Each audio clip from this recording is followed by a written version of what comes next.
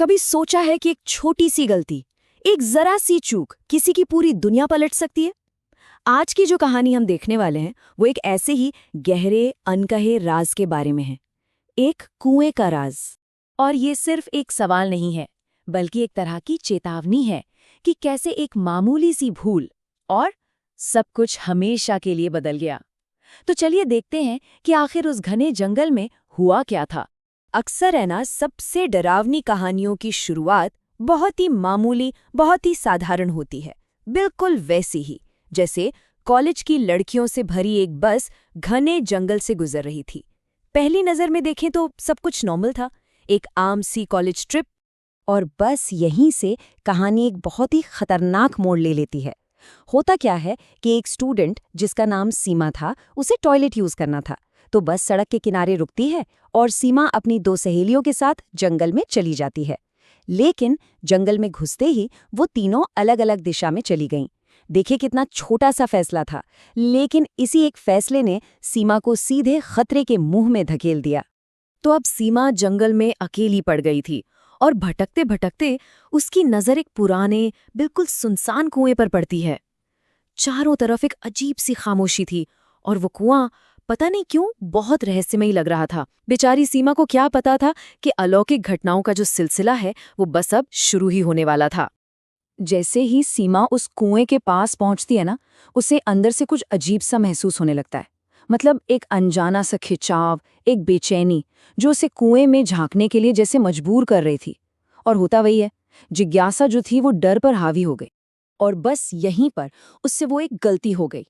जैसे ही सीमा ने कुएं में झांका, उसकी नज़र दीवार पर खुदे हुए एक नाम पर पड़ी और बिना कुछ सोचे समझे उसने वो नाम जोर से पढ़ लिया। उस नाम को पढ़ना था कि मानो उसने किसी सोई हुई शक्ति को जगा दिया हो। कुएं के अंदर से एक अदृश्य ताकत निकली और सीधे सीमा के शरीर में समा गई। बस एक पल में सब कुछ बदल चुका था। अब दूसरी तरफ क्या हो रहा था? सीमा की सहेलियां बस में वापस पहुंच चुकी थीं, लेकिन जब उन्हें सीमा वहां नहीं मिली तो वो घबरा गईं और उसे ढूंढने के लिए वापस जंगल की ओर भागीं। उन्हें इस बात का अंदाजा भी नहीं था कि जिस सीमा को वो ढूंढ रही हैं वो अब हमेशा के लिए बदल चुकी थी। तो उन्हें सीमा मिलती है, उसी कुएं के पास अकेली खड़ी हुई, और जैसे ही वो उसे आवाज लगाती हैं वो अचानक बेहोश होकर गिर पड़ती है। उसे फौरन अस्पताल ले जाया जाता है, लेकिन हैरानी की बात तो ये थी कि डॉक्टर ने कहा कि वो बिल्कुल ठीक है, कोई प्रॉब्लम नहीं है। खैर, सब लोग राहत की सांस लेते हैं और उसे हॉस्टल वापस ले आते हैं, इस बात से पूरी तरह अनजान कि असली खतरा तो अब शुरू होने वाला था। तो यहाँ पर देखिए, दो अलग अलग हकीकतें एक साथ चल रही थीं। एक तरफ थी सहेलियां जिनके लिए सब कुछ नॉर्मल हो गया था, मतलब सीमा बस बेहोश हुई थी और अब डॉक्टर ने भी कह दिया कि वो ठीक है। लेकिन दूसरी तरफ जो असलियत थी वो कुछ और ही थी। एक नाम पढ़ा जा चुका था, एक बुरी शक्ति ने उसके शरीर पर कब्जा कर लिया था और वो बस सही मौके का इंतजार कर रही थी। दिन में जो भी अजीबोगरीब हुआ, उसके बाद हॉस्टल में रात काफी शांति से गुजर रही थी। सबने यही मान लिया था कि चलो जो भी हुआ वो एक बुरे सपने जैसा था जो अब खत्म हो गया है। लेकिन वो सब गलत थे। कमरे में सब गहरी नींद में सो रहे थे। तभी घने अंधेरे में सीमा की आंखें खुलती हैं और उन आंखों में कोई एक्सप्रेशन नहीं था, बिल्कुल खाली। वो चुपचाप अपने बिस्तर से उठती है और धीरे धीरे रसोई की ओर बढ़ने लगती है।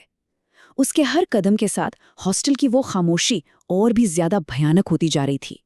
लेकिन सीमा रसोई की तरफ क्यों जा रही थी? उसके अंदर जो शक्ति थी वो अब क्या करने वाली थी? आगे क्या हुआ होगा? कहानी हमें इसका जवाब नहीं देती। वो हमें बस इसी खौफनाक सवाल के साथ छोड़ जाती है कि एक छोटी सी अनजाने में की गई गलती के नतीजे कितने भयानक हो सकते हैं।